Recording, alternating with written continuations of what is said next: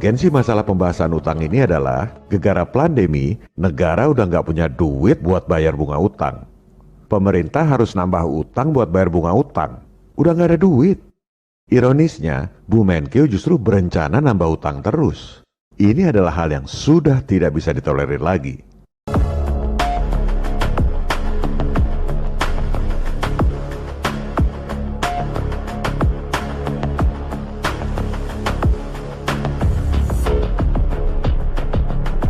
Oleh sebab itu, mentalitas hobi ngutang asing ini harus dibasmi. Kita bukan bangsa kacung yang miskin dan bodoh. Negara kita ini lebih kaya dari bankir elit yang beli bon pemerintah di pasar modal. Kita bisa bayar utang 6.000 triliun itu dalam sehari. Artinya, kita juga bisa biayai sendiri pembangunan tanpa harus utang siluman. Bagaimana caranya? Kita gunakan cara yang persis sama dengan cara mereka kasih utang Indonesia selama ini. Kita gunakan cara Wall Street, senjata makan tuan. Video ini adalah investigasi jurnalistik yang diterbitkan oleh portal berita FNN yang dapat dijadikan rujukan bagi rakyat serta para wakilnya. Konten dibuat berdasarkan praktek, pengalaman, dan jaringan selama puluhan tahun di dunia pendanaan internasional dan financial engineering, serta menggunakan data-data kredibel yang dapat dipertanggungjawabkan. Untuk bayar utang 6.000 triliun dalam sehari ini, diperlukan konspirasi atau kerjasama yang baik dalam satu visi antara 3 lembaga tinggi negara: Presiden, Gubernur BI, dan DPR. Kriterianya adalah harus dilakukan dengan cara dan instrumen yang bisa diterima oleh perbankan internasional, yaitu si pemberi utang. Kedua, diaudit oleh kantor akuntan publik paling top di dunia pun, hasilnya pasti wajar tanpa pengecualian. Skema ini baru bisa jalan kalau ada political will dari pemerintah dan DPR untuk memerdekakan rakyat dari lingkaran setan utang siluman. Begini caranya. Langkah pertama, pemerintah terbitkan bon sejumlah utang yang mau dibayar. Jangan cuma bayar 6.000 triliun, si pemberi utang mana mau. Supaya mau dilunasi, kasih margin dong. Cuan buat pemberi utang yang sekarang pegang bon. Misalnya, kasih margin 20% supaya mau dilunasi. Jadi, sebagai contoh, bonnya sejumlah 7.200 triliun.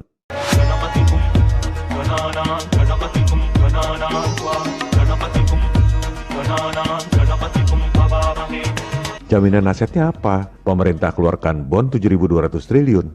Jaminan sumber daya alam? Jaminan proyek? Wah, kalau nanya bon pemerintah jaminan asetnya apa, itu pasti nggak pernah main di pasar modal.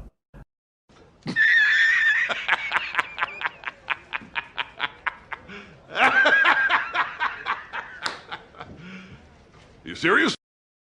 Nggak ada pemain pasar modal nanya, bon pemerintah itu jaminan asetnya apa? Sama seperti Sun sekarang ini. Negara itu kalau ngutang nggak perlu tulis jaminan asetnya apa.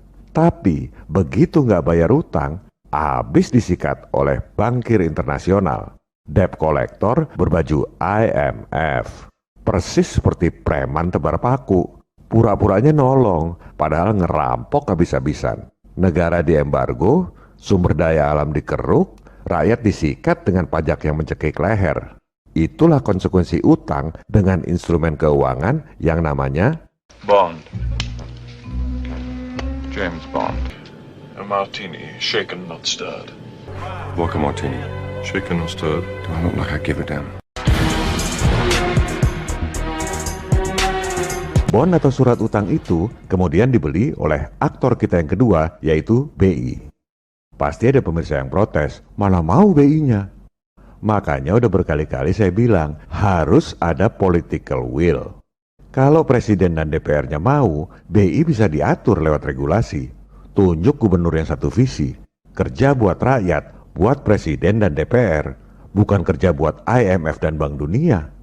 Sekarang ini, tanpa ngerubah undang-undang pun, BI juga beli Sun. Tinggal jumlahnya yang dinaikin. Jangan cuma main receh puluhan triliun. Beli Sun 7.200 triliun. Nanti ada pejabat yang protes lagi. BI itu asetnya cuma 3.000 triliun. Gimana caranya BI beli bon 7.200 triliun? Kita nggak punya aset jaminan buat nyetak duit. Nah, inilah propaganda nekolim yang diajarkan di sekolah. Sehingga semua profesor, doktor kalau textbook, cara berpikirnya seperti itu. Seolah-olah kita ini miskin, sehingga harus utang pada asing. Sekarang kita bongkar rahasia mereka.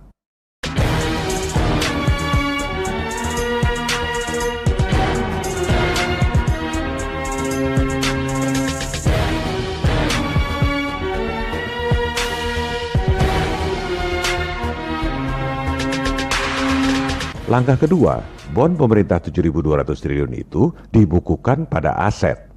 Jadi, aset yang tadinya 3.000 triliun nambah jadi 10.240 triliun. Neraca itu harus balance. Kalau asetnya nambah 7.200 triliun, liabilitasnya harus nambah 7.200 triliun juga.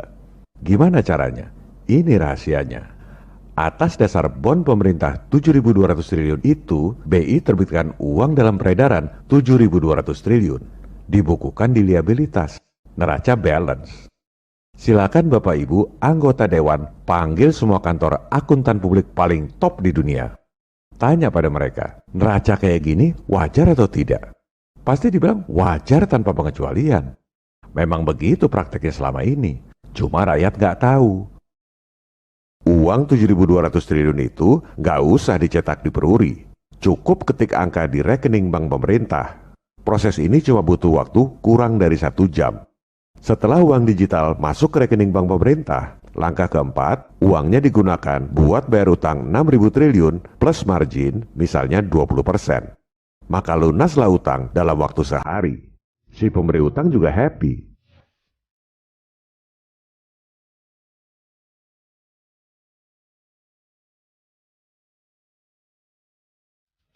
Ini adalah hal yang biasa di pasar modal. Namanya buyback at premium. Bahasa awamnya, bayar utang plus cuan sekian persen. Nggak ada yang dirugikan. Pasti ada bantahan dari pemuja utang.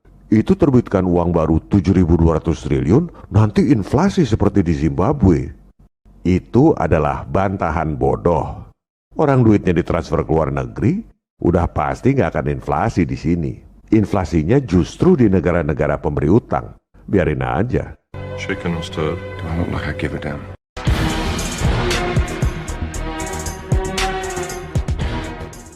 Kita lanjutkan. Setelah utang 6.000 triliun dibayar, pemerintah jadi punya utang pada BI 7.200 triliun. Dan di buku BI tercatat ada penambahan uang dalam peredaran 7.200 triliun. Padahal duitnya udah nggak ada di Indonesia. Udah ditransfer ke luar negeri buat bayar utang. Disinilah peran aktor kita yang ketiga, DPR. Presiden dan DPR tinggal hapus utang pemerintah pada BI 7.200 triliun. Sekaligus hapus buku uang dalam peredaran 7.200 triliun itu karena memang duitnya nggak pernah beredar di Indonesia. Kesimpulannya, everybody happy.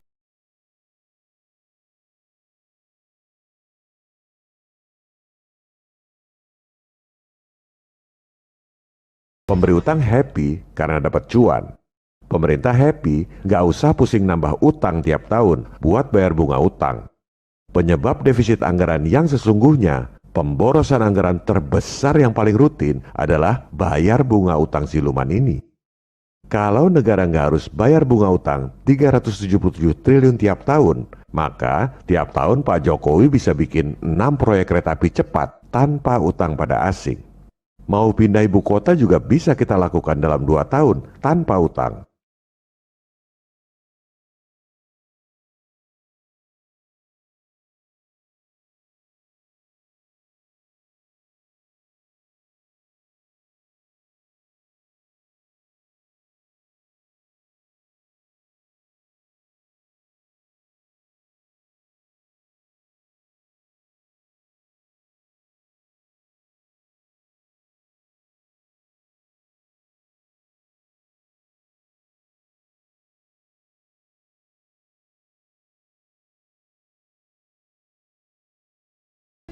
Apakah beli dolar 7.200 triliun itu nggak depresiasi?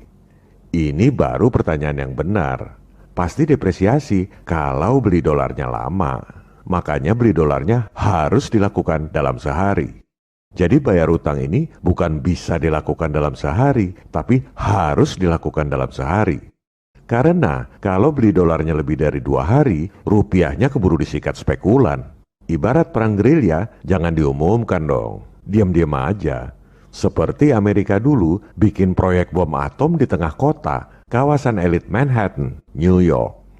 Orang pura-pura nggak tahu aja, jangan gembar-gembor. Kita butuh aksi nyata, bukan polemik.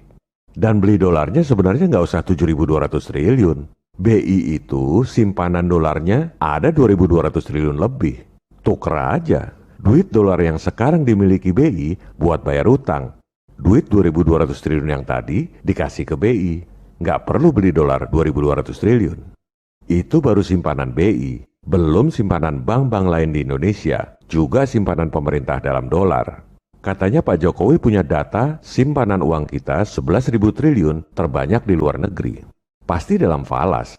Tuker aja dengan sisa 5.000 triliun. Selesai. Nggak perlu beli dolar, nggak ada depresiasi.